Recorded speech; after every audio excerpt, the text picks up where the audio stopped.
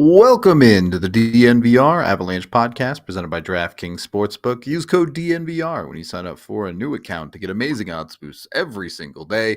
Rudolph, Meghan, and AJ coming at you live on an off day for the Colorado Avalanche, but still interesting going-ons in and around Colorado hockey as Sean Behrens is back at DU after his adventure to the World Junior Championships, bringing home the bronze medal with Team USA.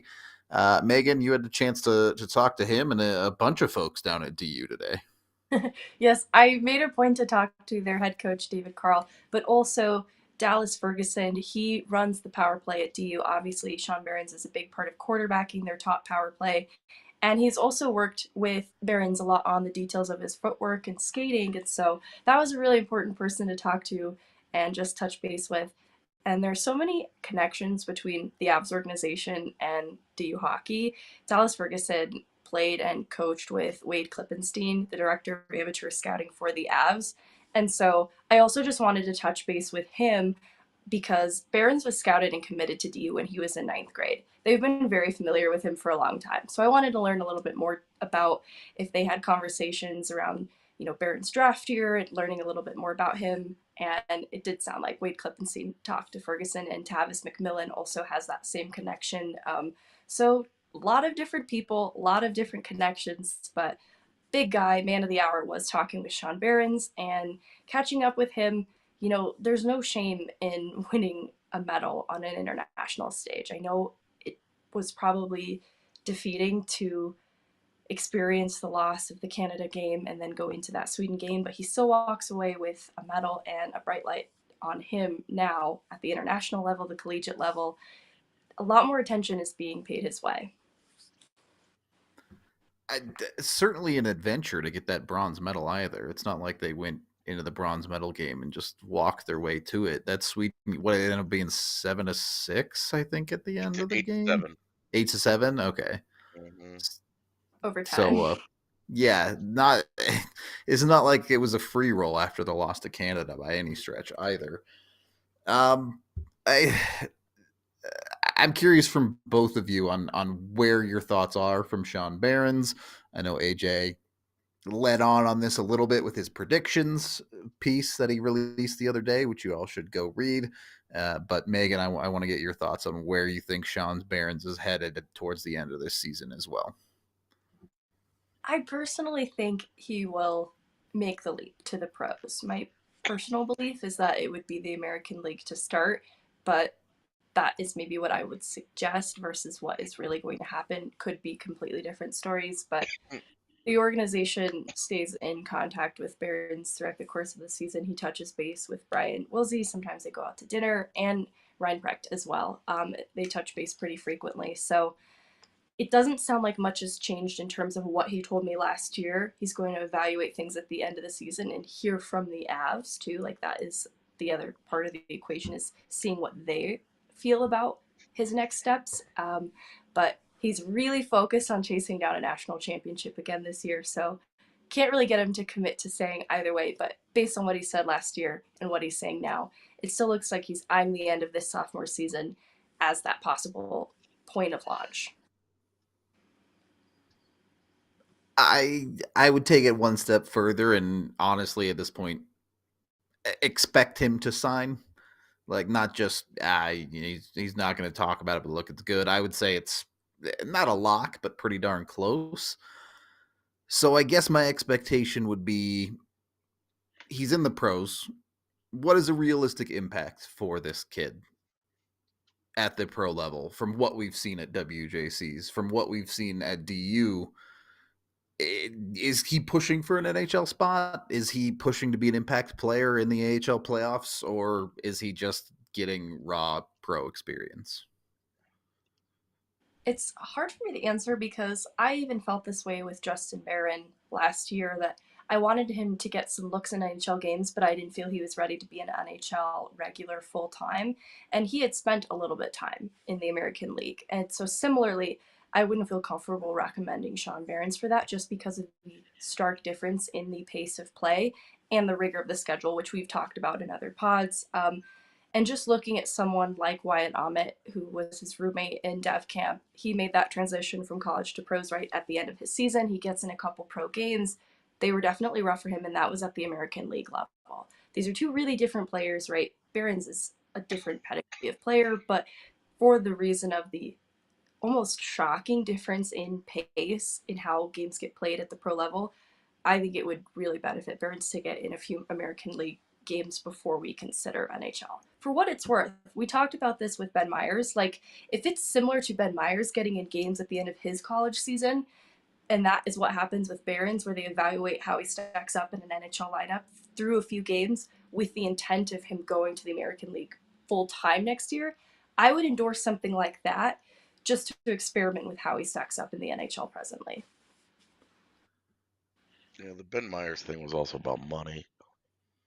Because the Avs could give him the extra $100,000 or whatever for the 5 games played, and I, that was part I of the incentive of him signing and all that. And I don't know that they need to make those kinds of concessions with Behrens, because he's not a free agent. He's not like free to go and negotiate that with another team. Um, I do still think that the smartest, likeliest scenario is that he signs, he jumps into the AHL, he gets a pretty significant role with the Eagles that gets bigger the deeper they go into the postseason, assuming he plays well. do want to talk about So that. Do want to sidetrack us for a second as well, though, as that's just going to be how this show kind of goes. Ben Myers and the difference in Sean Behrens' situation is Myers could not play in the playoffs. yeah, Let me ask you this, and obviously this is super hindsighty and stupid made up fantasy world stuff. If Myers could have played in the playoffs, would the Avs have played him last year? no. You think that there was no chance anyway? Alex Newhook was a healthy scratch in the first round against Nashville. Yeah, I know. That team was just deep. Okay. They had extra guys that they were comfortable with just kind of lying around. So I don't think Ben Myers would have played. Which can circle around to Behrens. AJ, you have him in your predictions a piece as a key piece in whatever the Eagles do in those playoffs. Mm-hmm. The Avs certainly today aren't very deep defensively. Yes, they're top 6 when healthy, insane, but even number 7, pretty questionable right now. Yeah, right now, given who they have signed, if the Avs walked into the postseason with this group, who would be your preferred 7th defenseman? Let's say all 6 of the regulars are healthy, but who is the first guy off? Who's the first guy off the bench for you if an injury happens? I'm asking both of you. It kind of depends on who the injury happens to and what type of player they're trying to replace. Because it's still, to me, even with the Barons in consideration, I would probably feel more comfortable with an Andreas Englund type or a Brad Hunt type, depending on who got hurt. Should I make AJ mad right now? Who is it? Dmitry Kulikov. Oh my God. I said on the roster right now. I know. I think it's pretty clean cut England based on the caliber of play that we've seen out of the 3-4 guys in that conversation.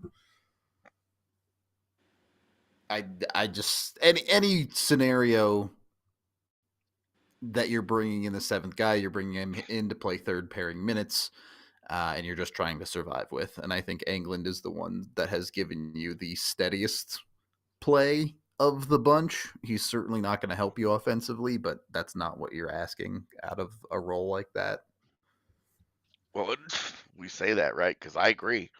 But right now, Andreas Englund getting scratched for Curtis McDermott. In the doghouse. Yeah. And I see it, and he certainly had a couple of rough games leading up to this scratch, but we've talked enough about where I'm at with Curtis McDermott as a defenseman. It's just I'm not about it. Something to me that felt really revealing about last night's game is the fact that Jacob McDonald's wife has just had a baby. And I could see, like, with an Englund and a McDermott, they put McDermott on the fourth line, shelter him completely, Englund on the bottom pairing, and give Jacob McDonald a night off to be with his new baby. And it's really revealing, like, we actually really want you in the lineup, Jacob McDonald, because we really don't want Andreas Englund. And it feels like the message is made all the more powerful because of that, but I also might be dramatic. I think it's a fair point. The leash certainly felt awfully short for a guy who gave you 14, 15 pretty stable NHL games. And 100%, his 2 games that led to the scratch were really bad. He had some really bad issues. Yeah. But it's not like Jacob McDonald's defense was stellar. And I get it. They moved him to forward, and then that's the whole thing that we don't have to get into again. But that's it's the thing, though. interesting, They could the have given differences. McDonald that night off, Yeah. played McDermott at forward, and had Englund on defense. And normally I would say what would have changed, but Curtis McDermott had a 2-point night. Fair point. When you're right, I guess. I don't know. When I went looking to write studs and duds last night, I was like, who the hell was a stud? Easy Curtis McDermott? I found 2 guys. Who was your other? Just Miko? JT Compher. JT. Okay, fair enough. JT deserved it. Definitely had the big clutch goal, if nothing else. Really? Anyway, Could have just been a big goal.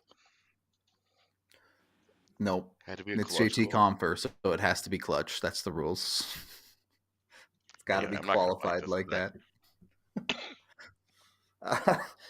Anyway, I did want to circle back around to Behrens and the DU club, another team trying to defend their championship. I wherever you want to take that, Megan. What's the vibe down at DU beyond just Behrens? They're really competitive, even after winning the title last year. They've stayed very high in the power rankings. They're kind of going into their stretch run now, though, so these upcoming games are going to be really important. They're taking on Miami, a team that last year and this season has struggled. They're struggling less this season, but they're still struggling. So I'm actually going to cover the game on Friday to start getting a little bit of a feel for how DU is doing in the stretch run, because there's no conflict, and I'll be going to Ball Arena later this month to also cover the DUCC games. So I'm excited to see it. They have some talent coming up through the ranks in their forward group to keep an eye on players like Aiden Thompson, and obviously Sean Behrens is a huge part of their D core.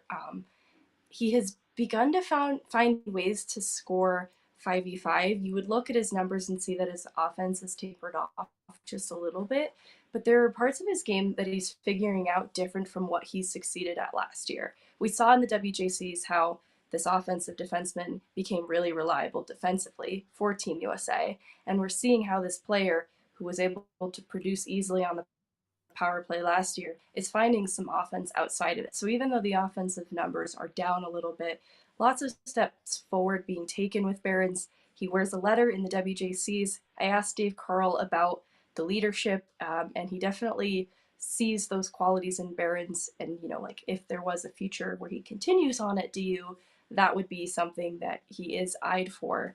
And then I asked Carl about if there's something like a Stanley Cup hangover at the NCAA level in college. And he talked about how, because of kind of the differences in the schedule and the rigor, there are moments where the team can look a bit complacent, but it is something that they've actively worked to avoid throughout the course of the season, is targeting moments where players might seem a little bit complacent. And I think that reflects in where they are at in the standings right now. They are still competitive this year despite losing some really key players, and they'll definitely be one to keep an eye on. They still have great goaltending, and some of these young players, these freshmen, are stepping up offensively. So it's going to be a team to keep an eye on, not just for Sean Behrens. Obviously, a team loaded with NHL draft picks and all sorts of talent. Despite what was kind of a weirdly slow start to the season for them. Yeah, they're a lot better than I thought they were going to end up being the way things started. I do want to have one more conversation about World Juniors and Barons. We talked about this off air. I don't know if we've ever brought it up on the show. Based on WJCs, Sean Behrens greater than Luke Hughes? Luke Hughes had a horrible tournament. Actually, I don't think I can say that. There is a weird section of the internet that's very protective of him, and I am afraid Dude. for my life now. Y'all thought Meghan had knives being protective of goalies? The like Luke Hughes people are on a different level. Are they Luke Hughes people? Are I they? had no are they issue Hughes? with his summer tournament. No, summer doesn't count. All right, it's what have you done for me lately? It was a rough showing. I honestly, like, there were things, you remember how young these players are when you see where some of the mistakes are getting made appear to be emotional. I feel like some of Hughes' decisions to dominate possession of the puck and just merry-go-round the offensive zone, create turnovers that lead to odd man rushes against, like, stem from a lack of experience and some growth to work on mentally. And I don't mean that to come down as the harshest criticism. It's more so to point out that he's so young that there's time for that sort of thing to improve. Yeah, Luke Hughes' WJC performance reminded me a lot of the last Quinn Hughes performance at WJCs, where offensively you got it. It made sense. Wow, look how dynamic he is. Look at all the things that he's doing. Look at the plays that he's created. And defensively, you're like, are you okay? Like Sean Behrens was like his designated adult during that tournament. So it was kind of a weird performance from Luke Hughes. I was disappointed in a lot of ways. It'll be interesting, and obviously the pedigree of their different draft positions is pretty obvious. But I am curious, especially we've seen the Avs be pretty darn successful in getting defensemen where they need to be defensively pretty rapidly, pretty early on in their careers. Sam Girard, Bowen Byram, Cale Makar, all of these guys that have put together the defensive side of the game fairly quickly. I'm hopeful that Sean Behrens can follow that same path at the pro level to a certain extent. On that note, we are brought to you by Illegal Pete's. If you got a New Year's diet, they got you covered over at Illegal Pete's. They have endless options of fresh ingredients that can fit in almost any diet or dietary restriction. So it's a no-brainer to get over there and just eat it to be healthy. So you can check out their 10 Colorado locations. They have happy hour from 3 to 6 p.m. It's just awesome. And their burritos are like ridiculously delicious. So there's that too. You got to get in on it. You got to get over to happy hour. You can get their beers, or if you're having dry January, they have some of those zero alcohol beers as well. So whatever suits your fancy, they've got you covered. Illegal Pete's go-to spot for burritos, buddies, beer. There's one right by the bar. You can get food there. You can come to the bar. You can have a great time. It's a win-win, win-win-win-win. I don't know how many wins was that? Like 5. It's a lot more wins than the Avs have been picking up lately. I'll put it that way. We're also brought to you by DraftKings Sportsbook. You can go over there, use code DNVR to get in on a bunch of odd boosts, including getting yourself set up to bet $5 on any NHL team to win their next game. And when they do, you get $150 in free bets. So jump on that. Go get yourself the big dollars to go bet on whatever you want. Someone, I forget who you were on Twitter if you're watching this. I'm sorry, I don't remember your handle. Sent me a new sport. that you could gamble on theoretically. It was car wrestling. And I don't know if you guys saw this clip. I think they tagged AJ in it too, but two like judo mixed martial art guys get into like a sedan in the front seats and the wheels taken out so you have a little bit of space, and they both buckle themselves into the seats, and then they say go, and they unbuckle themselves and wrestle in a car until one of them taps. So absolute madness. Absolutely insane that this is a thing that even exists, let alone the fact that you can bet on it. So get over to DraftKings. And when you said car wrestling, I thought you were talking about cars. Like Transformers going at wrestling. And I was like, what, we have like crane operators getting involved in this now? Like I did not see this video, but wow. I don't know why, but you could bet on it with DraftKings. Use the DNVR code when you sign up for a new account. It must be 21 or older, Colorado only. Other terms, restrictions, and conditions apply. See the show notes down below or DraftKings.com/sportsbook for details. And of course, if you have a gambling problem, call 1-800-522-4700. Second period of the DNVR Avalanche podcast presented by DraftKings Sportsbook. A little bit later in the show, we're going to do some 5-minute topics where chat can give us a bunch of topics that we can rant and rave about. Don't even have to be hockey related. Before we get to that, AJ had an interesting conversation about Edmonton, as it certainly looks like Connor McDavid is on his way to another MVP caliber season. But you're sitting in a boat right now where both Colorado and Edmonton, both Western Conference final teams, are on the outside of the playoffs looking in. Obviously, there's context there. But if you have Connor McDavid on pace for, what is it, like 160 points this year right now or something like that? It's 150. 150? Okay. Sorry. What a bum. She sucks. If he's producing at that rate and it continues and Edmonton misses the playoffs, what does Edmonton do?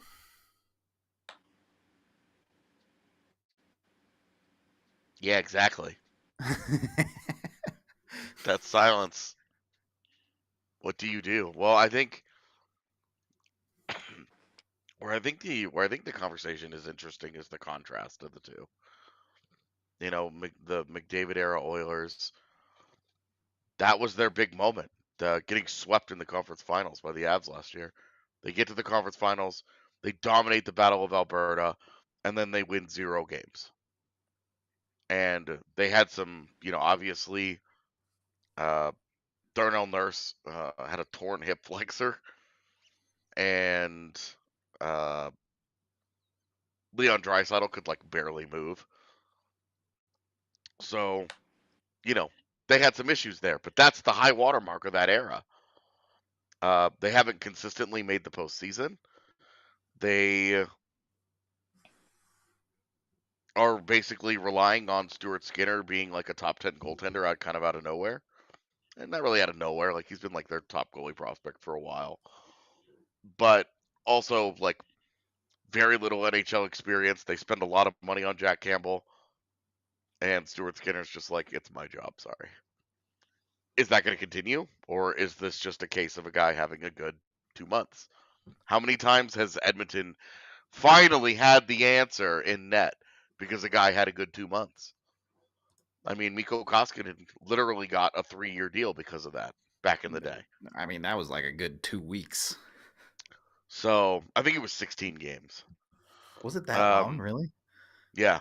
So you're like, you're talking about, hey, look, if the Avs miss the postseason this year, nobody's getting fired. Jared Bednar's not getting fired. Chris McFarland's not getting fired. Joe Sakic's not getting fired.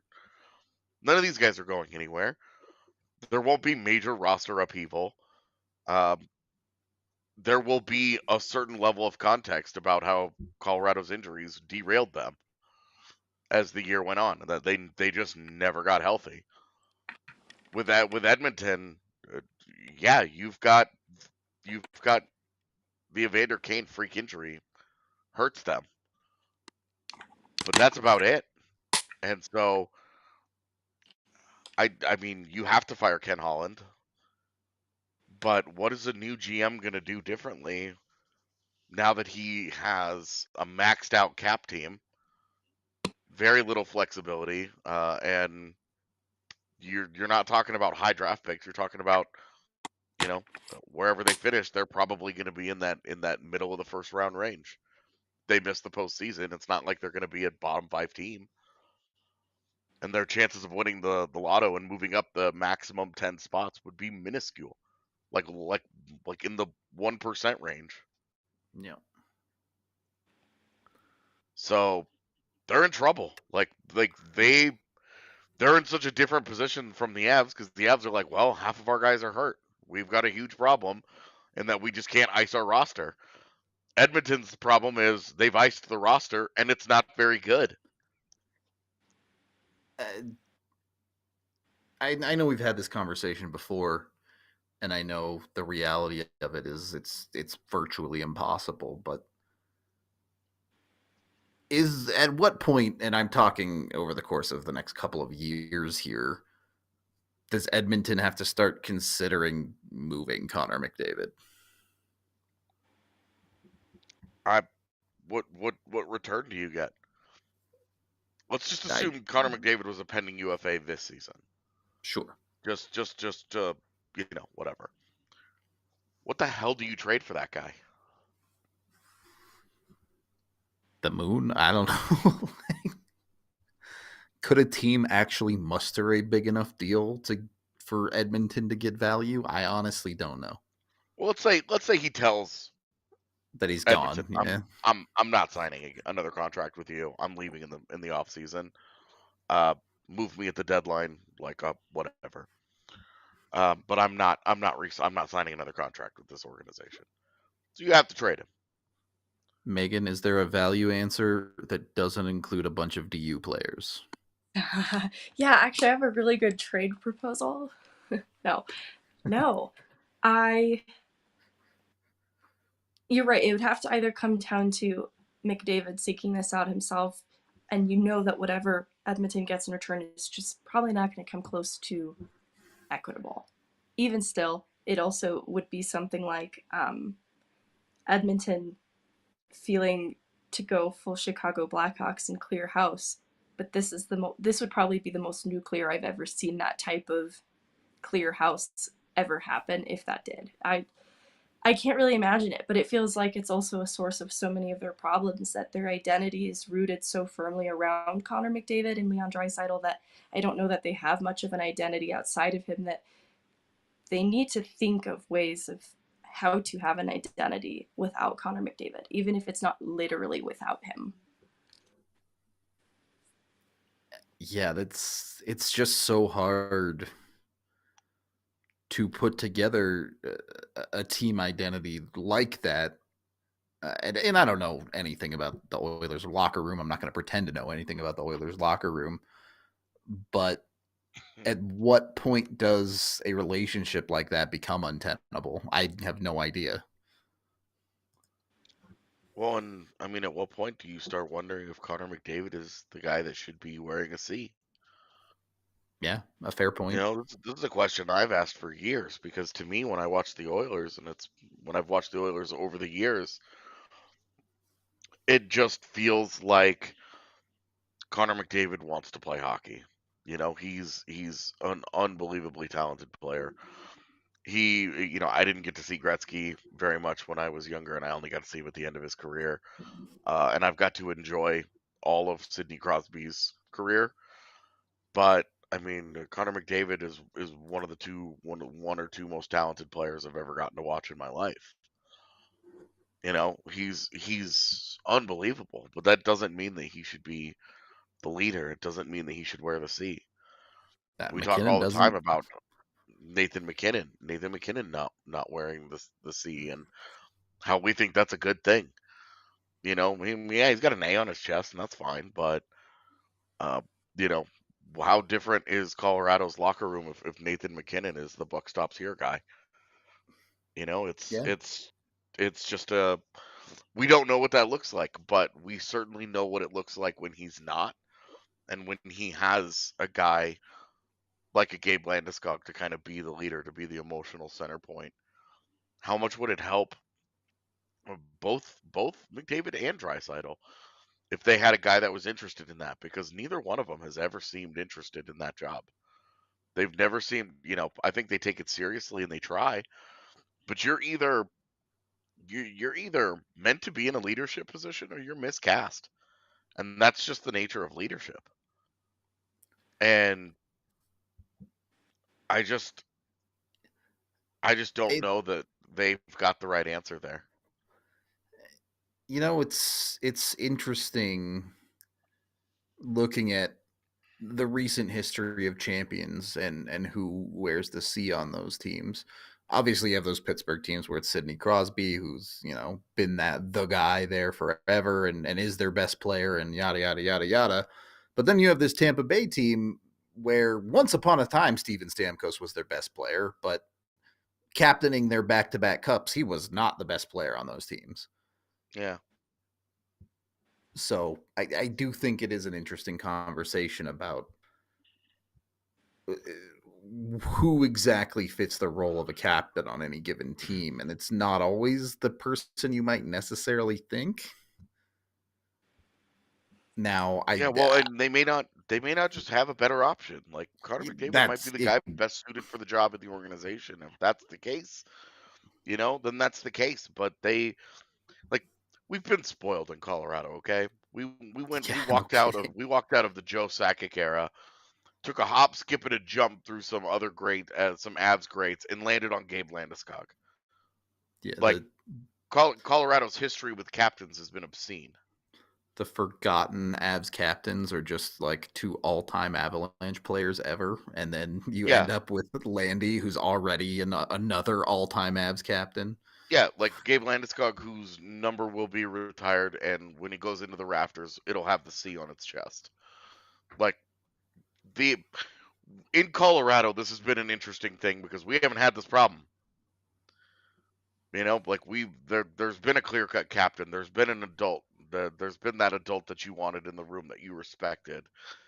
Because even when Colorado was down bad, you looked at Gabe Landeskog and when the trade rumors were flying around, and when it was, are the Avs really going to move this guy? Gabe Landeskog goes to Joe Sakic and says, "Don't. I want to be here. I want to bring the cup back to Denver. I want to make it work here. Please, if you can not do it, don't trade me." And to me, there's your leadership. That's a guy that's dying to make it work in a city. But also all the other things, like Gabe Landeskog's a great captain, one of the best in the league. It's hard to quantify, of course, but he's been a great captain. And when he got drafted, that was the whole thing. Like, wasn't he the first European import player to ever captain in a CHL team? Like that guy. Yeah. That guy has been an adult since he was like 7 years old. Like Gabe Landeskog just gets it. He's just had that maturity about him. And it's hard to do. It's hard to find a guy that can be that, but also be a steady presence on the ice that can be a difference maker for you and blah, blah, blah, blah, blah. Because Tyson Jost is another guy that you could say that guy has all of the things that you would say all the hallmarks of being a great captain, with the maturity and the way that he leads and the way that he approaches the game and the day-to-day. But the on ice stuff player, yeah, holds him back there. Landeskog's great with that. And when you look at the Oilers, you wonder if the dual role has always been too much. So technically, both Landeskog and McDavid were the youngest captain of all time at the time of their captaincy naming. Yeah. Landy was just first, and then McDavid got named captain at a younger age. Megan, your thoughts on captaincies in the NHL? The two men are gushing about Landeskog again on this show. So No, it's games like last night that you really feel his absence, because there's a lot happening in the 40 minutes where the game goes really sideways that you have to wonder if the way that he leads that type of influence would have changed the trajectory of that type of game. And it's not to pin that on one person's shoulders. Like, Gabriel Landeskog makes the entire difference in that game. But there is a difference in how players lead, how a player like Connor McDavid leads. Even looking back at Milan Hajduk's captaincy, like, he was a more lead by example type of captain, and there's a lot of benefit in having that type of captain. But Landeskog has been both. He's also a vocal leader. He's not afraid to talk about things like, I look back at last season when he talked about face-offs and Nazem Kadri.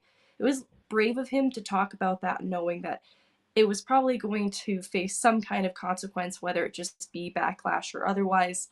But it was the right thing to do.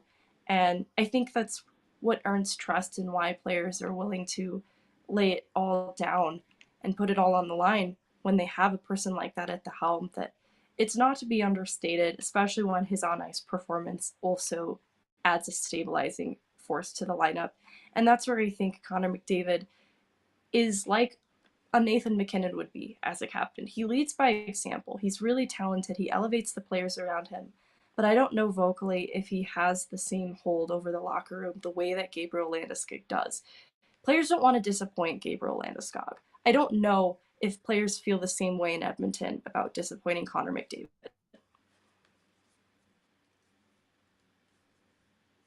yeah, Facts. I as a total vibe check, and this is totally based on vibes, you see the culture of the Avalanche around it, with everyone rising to the occasion of leadership when necessary, when everything is clicking for that team. And obviously the Cogliano stories are everywhere at this point, but everybody in the locker room stepped up for the Avs at this time or that time, and you just don't hear those same kind of stories coming out of places like Edmonton and other teams that struggle. Buffalo, and another great example of, at times, just a straight up toxic culture that they had there. Yeah. So it's a what I rare thing think to is find. remarkable about the Avs' success, though, is that there was a toxic culture in the Avs locker room. 8-9 years ago, absolutely, yeah. During a time when Colorado's leadership core was here.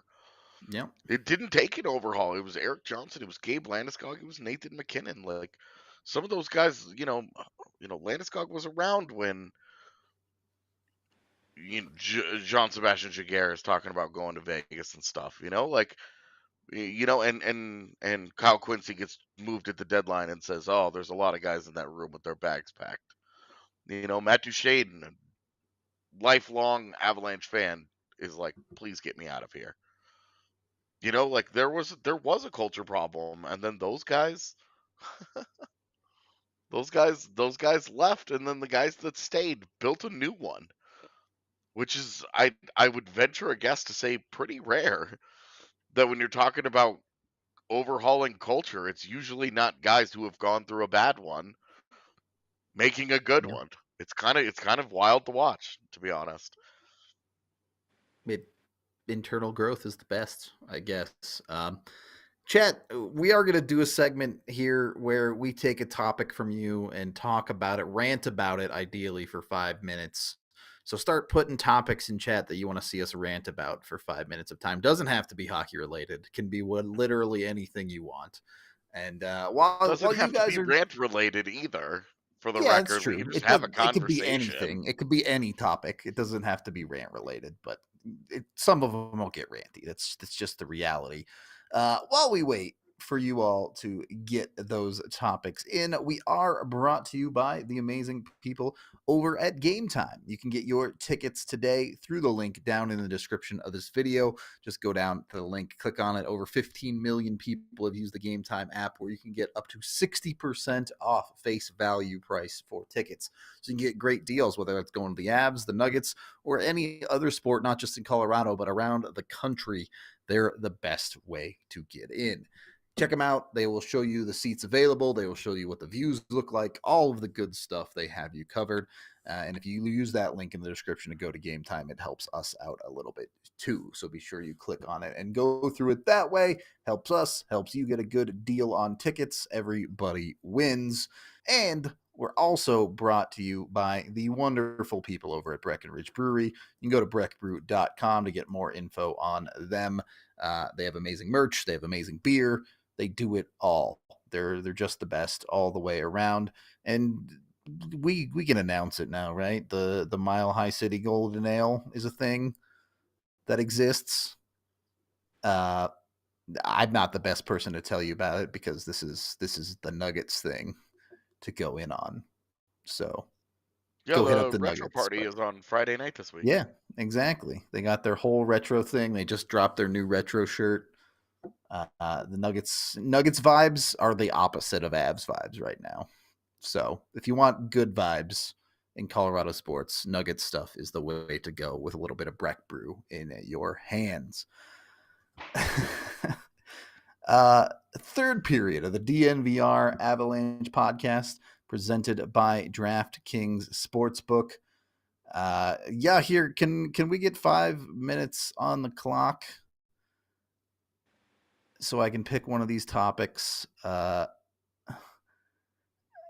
see one down there that I'm curious about from Brendan Lindley, who says craziest travel story.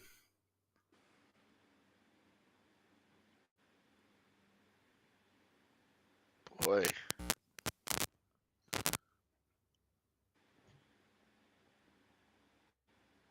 Thinking I don't hard. know that I have one. Yeah, I don't know that I have one right off the top of my head. All right, you guys let me know when you guys want the timer to start. You can start it right now because I have one. So this wasn't a hockey-related travel story, but I went to Florida for a family reunion. And we got there. The plane ride was totally fine. We get there. We get to the Florida airport.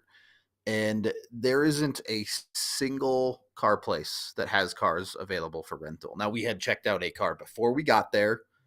They didn't have any cars. Not just our place. No place in the entire airport had a single car available. We end up literally like sleeping at the airport. We're there for like 8 hours and we got in at like 10 at night. So we just end up sleeping at the airport. They're going by one as people are driving rental cars back into the place. They're like speed running, wiping them down, cleaning them off, and giving them to the next person in line so that they can like start getting through all the people backed up waiting for rental cars in this airport. And we finally like get one as the sun is coming up and go about our trip. But it was a long day at the airport, to say the least. Out of rental cars. Woof. Yep. That's crazy because the only time I've ever rented a car, they had like it was in Vegas and it was like a whole complex. Like it was like an entire parking garage full of rental cars. They had an entire parking garage. It was just empty. I have no idea how it got like that. Like they must have like had a double booking problem in their system or something. That's wild. I would be upset if I got to an airport and I'd booked a car and I'm like, you have no cars. How? Yeah. There's something about getting to that part of the travel day, like after you've gone through everything else before, that would frustrate me the most. Like that was the moment of reprieve. That was when I was supposed to finally be nearing the end of the travel. I would really hate that. I don't know. Craziest travel story. I've really not. I mean, it's weird because there have been like incidents when I've traveled.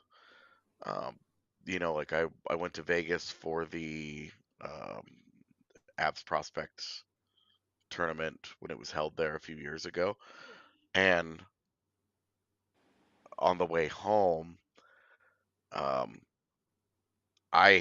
we had gotten edibles for the trip, And when I got done working, I was free to partake, right? But we had leftovers on the last day, and I ate all of them and went to the airport and was very, very high and could not stop giggling at everything. And this included, by the way, getting on the plane, having a mechanical problem, getting off the plane, getting on the plane again, having a different mechanical problem, getting off the plane, having the plane get replaced, then having the crew get replaced, getting back on the plane and flying home. But I mean, it's more of a anybody that's ever traveled with Frontier has gone through that. Um, But not when they're high as fuck. but I was very high while it was happening. And so I was not 100% sure of where I was, and I had gone to, those Hudson newsstands that are in airports. I had gone and I had bought $60 worth of snacks No. because again, very high. And I had bought $60 worth of snacks, and so each time I got on the plane, I start like unloading my snacks and just being like, "It's Snack Mountain over here, baby." And like I was trying to give them away to the people around me because I was feeling very generous and gregarious and like, haha. People were I'm not interested. man. Exactly. I was like, snacks, snacks. Do you want some Chex Mix? I've got 5 variations. Let's do this. And yeah, I was very, very high, so I was not sure where I was or what I was doing most of that time. I maybe that's my craziest travel story, just because the situation that I had accidentally put myself in, uh, made it the way that it was. Have you ever had an item confiscated by TSA? Oh yeah, What was it? Well, we'll never know. Time's up. yeah. Oh, Time's up. Can't tell you. I No, love that. it was a bottle of cologne. Oh, okay. Lame. Yeah, yeah. Not interesting. Not a knife. Yeah, no weapons. I've never no. They did think that there was something in my bag one time where they like all lost their minds, and it turned out I don't know what it was showing on the X-ray, but it turned out to be my laptop battery. That actually And makes so much sense. yeah, I have no idea like what the deal was with that. But yeah, my laptop battery like set off like a small mini panic in me when all of a sudden I'm getting pulled aside and there's like 6 agents like surrounding me who are like, "You need to come with us," and I'm like, "What the?" And then they like go through all my shit, and it was my laptop battery. They were like, "Oh, Guys, there is our a bad." timer for a reason, just so you know. Just saying. She has a follow-up question. I'm curious about this one from Ryan, who asks most overrated TV shows and movies. My answer for these types of questions usually tends to be all of them. So I want to know what you guys think are TV shows and movies that are overrated. Off the top of my head, I struggle with this because you like what you like. For I sure. think the better question is underrated, because an overrated show is one that you're probably not going to spend very much time with. How about this? What popular shows do you not like? Let's change it to that. Breaking Bad. It was too depressing and miserable. Every episode, everybody's life was like the worst life ever, and everybody was really angry and miserable, and like and it came out at a time in my life where I didn't need more negativity in my life, and so it did not resonate with me at all. Fair. I watched part of season 1 and never got into it because I didn't watch it like when it was coming out. So I just never felt like catching up on it. I also never watched it. I don't think the plot would have appealed to me based on what I knew happened in the series. So I don't think that one would be for me. Z has recently introduced me to Mad Men, which I didn't get. I wouldn't say, I'm not going to say it's over. I haven't watched enough of it to say it's overrated, underrated, or whatever. Um, I am confused why people think John Hamm is obscenely hot.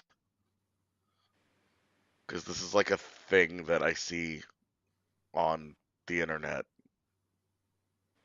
and I just don't get it.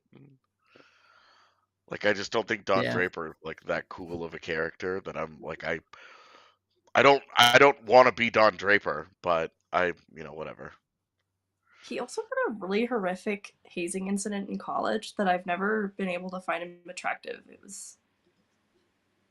You should look it up. It was like not good. Interesting. Sounds bad. It was really Yeah. bad. I watched all of Modern Family. That was a show that probably went on like 2 or 3 seasons too long. But it was fine. The Big Bang Theory for me has always been frustrating because Big Bang Theory, I think, is what a lot of I've always said it's what stupid people think smart people act like. Yep. And at the same time, Big Bang Theory was on and gaining popularity. There was a show on HBO called Silicon Valley that was a show about smart people written by smart people. And the contrast in those two shows is enormous. Because Big Bang Theory is like these nerdy dudes who are all obsessed with women. And Silicon Valley is these nerdy dudes who are all obsessed with nerdy things. And from my experience as a nerdy dude, being obsessed with nerdy things is a lot more accurate. I gotta know what shows Megan Hay watches, though. Yeah. We're not letting you get out of this one without answering. There is a Spanish television show called Elite, and it's like Degrassi but Spanish and like in this modern era. And I don't even know if I hate watch it. I very happily watch this show. You know it's terrible, but you don't care. Yeah, no, it's great. There's you know what? I should clarify. There's murder in every season. There's always every season revolves around a mystery, and they're trying to discover like what happened in this crime, and they allude to it throughout the entirety of the season. Like it's not exactly that lighthearted, but neither was Degrassi, so I think that was a fair comparison. I don't remember a whole lot of murder in Degrassi, but there was murder, but not that much. Drake died in that show, by the way. Almost died. But someone did get killed. Someone was assaulted in Degrassi. Like, gang-related or, like, street crime. I don't remember what it was. I mean, that sounds like Degrassi. I would say if a show that I watched a lot of that I thought was insanely overrated was How I Met Your Mother. Everyone in that show was a terrible person, and it was just not very good. That's time, fellas. All right, we're safe. Another one here. I don't know who said it. I'm not gonna look it up in the chat. But biggest surprises of the NHL season so far.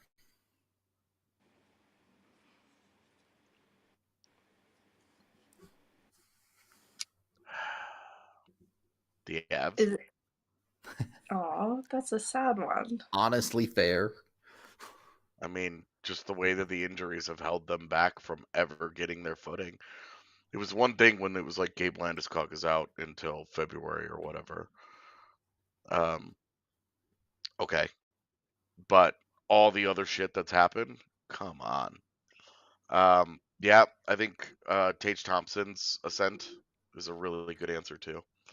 From like, hey, he scored a bunch of goals last year and he was a pretty good player, to, oh, now he's a night in, night out, absolutely dominant player that is like dragging the Sabres out of their like decades long pit of despair. I think the pieces coming together in Boston as successfully as they had or have surprised me. No, like I had hope that Monty behind the bench. But then they have these players that are on the last legs of their career, still very talented, but you wonder, like, is it sustainable? Can they have another good season? And goaltending, can they have solid goaltending? Like, all of these pieces coming together as positively as they have, we're only halfway through this season, surprised me just a little bit. I will say Columbus. Not that I expected them to be super good, but I didn't expect them to be easily in the Bedard conversation. They made the big splash with Johnny Gaudreau in the offseason, right? They were a team that wanted to start, at very least, pushing towards being a quality team, if not getting all the way there. And they're not the worst team in the league right at this second, but pretty close. It feels like this won't land well because of the timing, but do you feel similarly about Tkachuk in Florida? I feel like a lot more weird about Calgary's side of it, to be honest with you, than Florida's side. It's a good point. It's a good call out. Yeah, because I remember distinctly saying during our season preview videos, I was trying to find more ways to sell Florida stock. I was trying to be more down on them than I was, and I should have just followed that instinct. I think CBJ is definitely a good one because nobody saw their goaltending completely falling apart like this. Elvis has been a disaster. And I think that's the biggest surprise here is that coming into the year, that was like, hey, with Johnny Gaudreau, I mean, you have Johnny Gaudreau, Patrick Laine as two wings, and then you need a center here. You know, Boone Jenner, Jack Roslovic, Kent Johnson, the Sillinger kid. Who's gonna step up here? And then it all just goes sideways in such a horrific way. And now it's like, well, boy, Connor Bedard sure would look good between Johnny Gaudreau and Patrick Laine. So now you're in that weird zone again. But I do think that Florida not being as good was predictable, but being where they are is a surprise. But Calgary, definitely. Calgary is a big problem. Again, getting incredible luck with the health up there. Not struggling to ice the lineups that they would really like to ice and just losing a lot of games. You know, Jacob Markstrom was so good last year. To see him have the year that he's had, I think has been really surprising.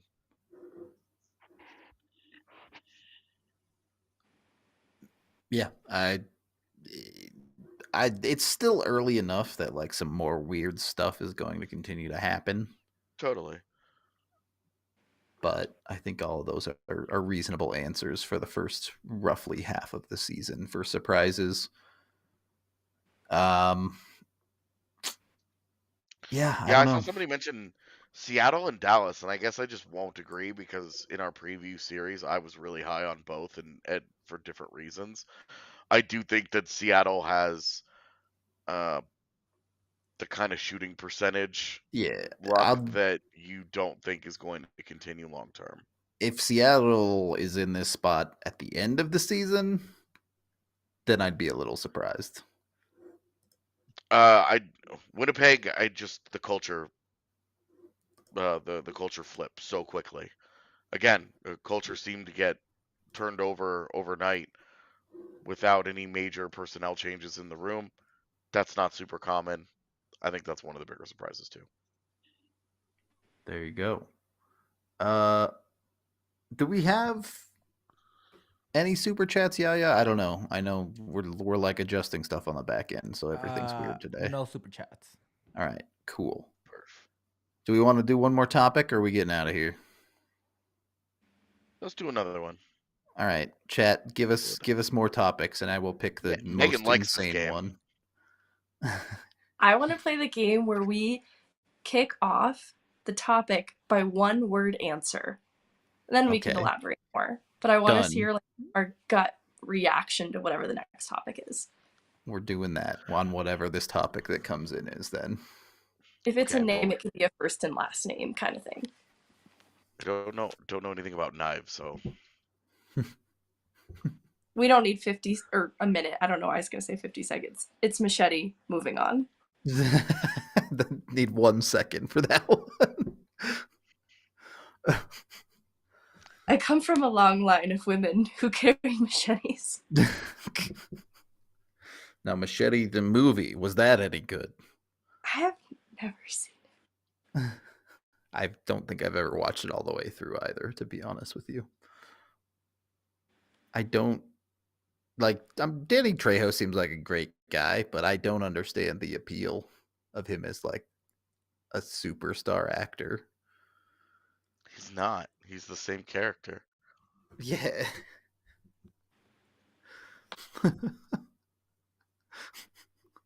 Yeah, give me Crocodile Dundee's knife. I'll take that answer. It's like a Bowie knife, right? But it's like insanely huge. Yeah. Ooh.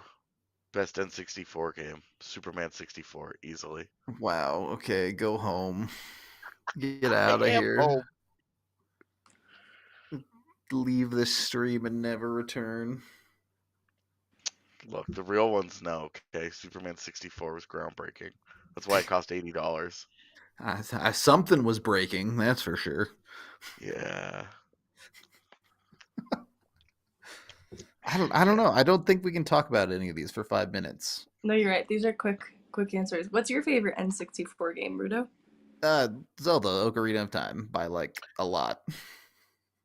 Mine's actually Mario 64, and that next to Ocarina of Time. Those are the two greatest games ever made.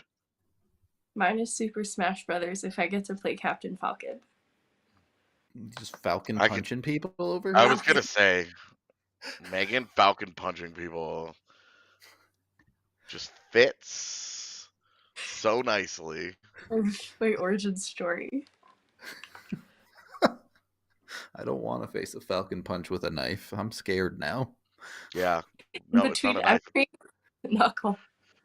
Yeah, she's got machete fingers. Like Wolverine style? Like Yeah. Wolverine. Oh no.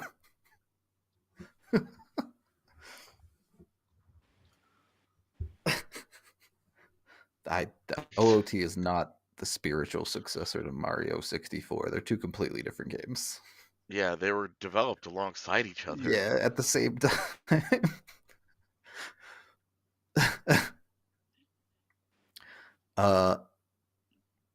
Also, I think I'm the only person on this podcast that knows anything about wrestling, so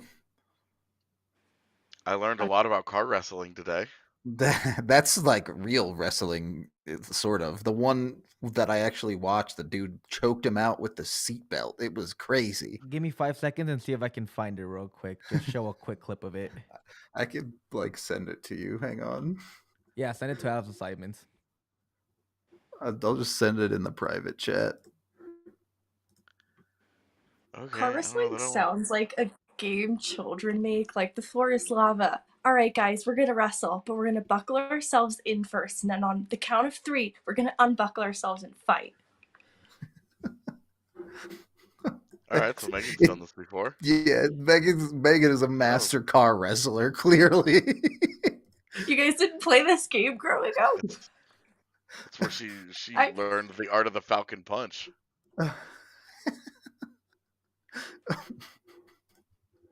It's like wrestling, though. You can't like punch each other, really, which makes it super. I guess there is a steering wheel, even. That's crazy. Did you get it? Yeah, yeah. When you want to tap out, do you just use the blinker? Not yet. That would Let be me- give me 5 seconds. hilarious. The guy just taps like a normal, but they should. That should be how you tap. If you can't reach it, you die. You die. Oh my gosh. I guess I could just. No, I can't really share it effectively. It would like. break Have not everything. received it yet. It's in guest chat. Oh, What I see it now. Megan, what other video games have you played that you've enjoyed in your time as Yeah. a human? I'm curious. They have been introduced through my siblings, so they're very random. Oblivion and Skyrim were part of that. All right. This is very important. Which one is better? I know I'm gonna have the wrong answer. It's Skyrim for me, but I feel like that's the wrong answer. That's perfectly fine. It doesn't matter which one's better. You guys ready? I guess. Car. So yeah, they buckle themselves in. From an And then Instagram someone- account called Yup, That Yep, Exists. that exists. Yep. And then they have to unbuckle themselves and wrestle in a car. I don't know.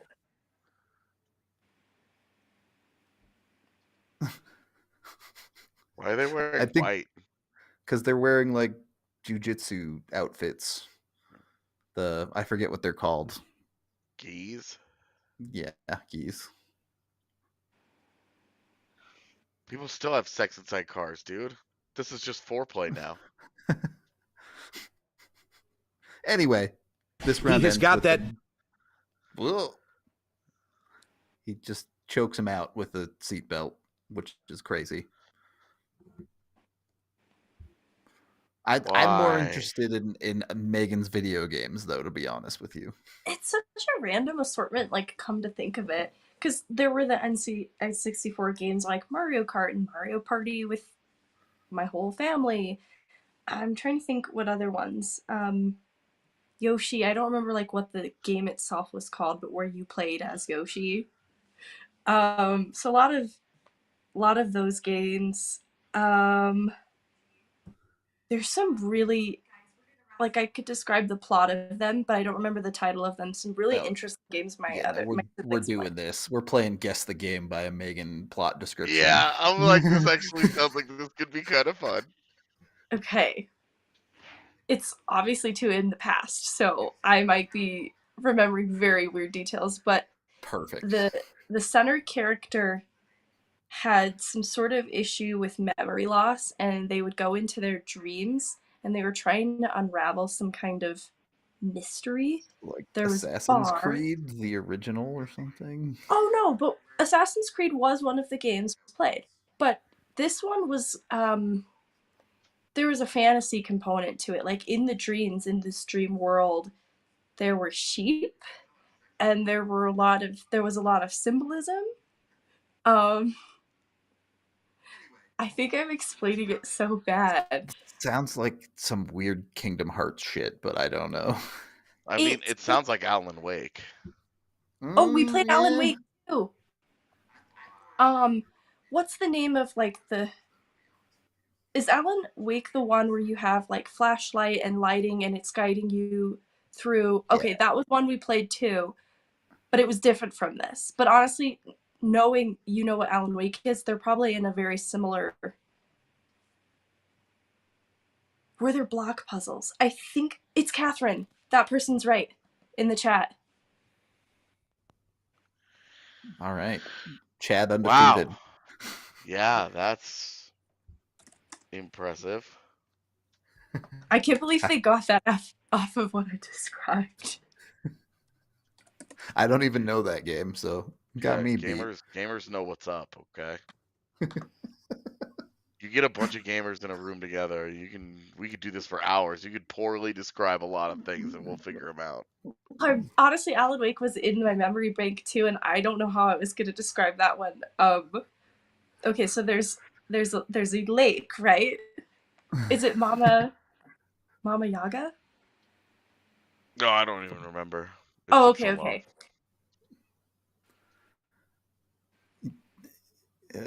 Okay. What is this? Oh, it's the Catherine. Okay, Nintendo Switch. I honestly Catherine. remember so little about that game. It was like a fever dream. Sounds about right.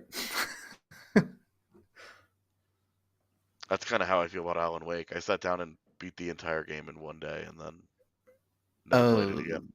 I don't know who asked that, but I'm 30. I guess 31 now. Whatever. Wow, so old. Oh, yeah, ancient. I'm 35.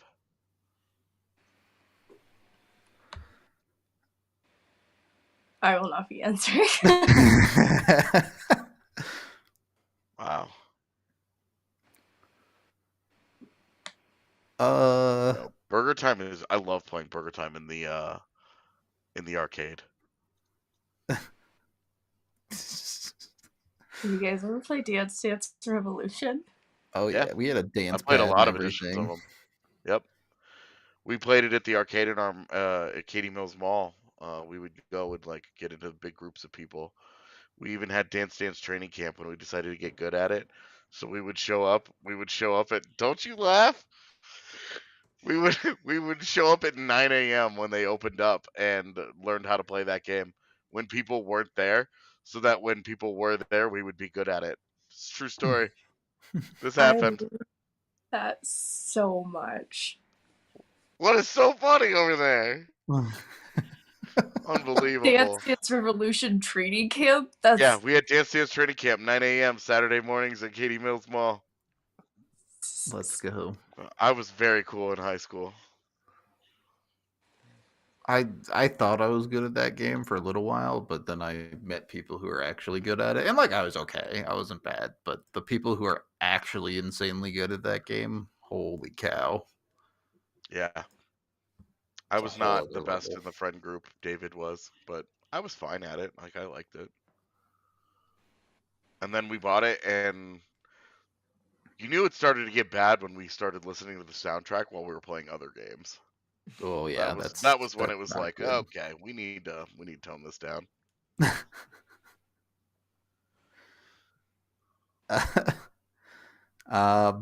Yeah, I don't. Let's see. Weird. What's like the most obscure game that you've played? I wouldn't even know. Yeah, me either. I I don't think know. I played Catholic up there. Yeah, a would game recently agree. called Emily is Away. To me, that was obscure. I don't know if other people have played it. It was fine. That sounds familiar, but I never played it. There's like there's a few installments in it. That sounds cool. I mean, it's like you basically just like chat with people on like a Facebook Messenger. Literally, that's what you do. Like you make decisions about how you're going to approach social situations in high school and get different endings depending on what you do. There you go. What's yours, Rudolph? Obscure games? I don't know. I've played a million obscure games that I've forgotten about, I'm sure. But there's no way that many copies of the Britney Spears dancing game on PlayStation 2 was it, or was it PlayStation? I think it was PlayStation 2. Did either of y'all ever play the Burger King? Yeah, Sneak King. Yeah, yeah, the one where you had to like creep around the neighborhood and stuff. Yeah. No. Amazing. Yeah, and you did it as the Burger King, so of course it's the creepiest thing ever. Yeah. Somebody actually speedruns that game at Awesome Games Done Quick, which is on, by the way. It's that time of year. Yeah, it just started up. Roller Coaster Tycoon. Did you guys ever play that? Yeah. Played the first, like, many of them. Fun fact, the first two, I think, were entirely created by one guy. Yeah, the first several of the Tycoon series I thought were cool, and then I was like, okay, I get it. Now I watch her play Planet Zoo all day long, and I'm like, man, these games have come a long way. Because I remember like being blown away by SimCity in like 1995 or something, and being like, you can even choose to have a tornado destroy half your city. This is so cool. Yeah, the Monkey Island series is a nice throwback. They just remastered that too. Yeah, that's a classic. Yeah. Old school puzzle games, man, I think are a lot of fun. All right, we've been going for like way over an hour. We got to wrap it up. Yeah. We appreciate all y'all hanging out with us for a fun little off day show. Hope y'all enjoyed it. We will be back tomorrow. Avs playing again, taking it on the Blackhawks. So, throw some good positive vibes out into the world. We love y'all. First time I'm saying this all season, but must win. There you go. We'll talk to you next time.